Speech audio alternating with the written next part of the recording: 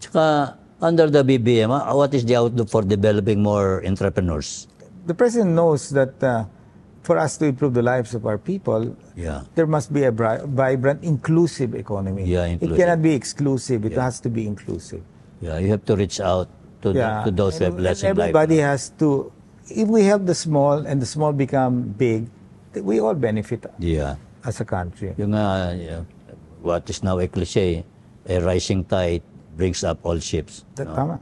A growing economy benefits everyone. That's right. And our economy, hindi naman siya pipitsugin because our population alone is 12 largest on earth. Yeah, and if the Negociantes do well, they hire more people, and more people will have jobs. And today, in terms of purchasing power parity, we're actually now a $1 trillion economy. Formally, in terms of nominal income, each Filipino has a per capita income of $3,500. Pero in terms of what that money can buy in local goods, each Filipino has an income, sabi nila, theoretically, $11,000.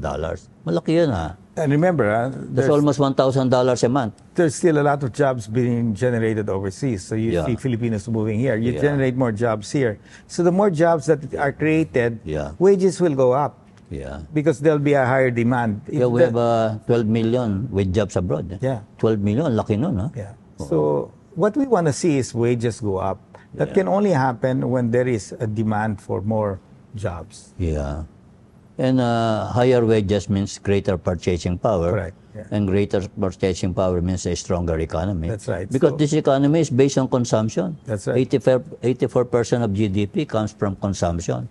That's why the President wants an investment-led economy.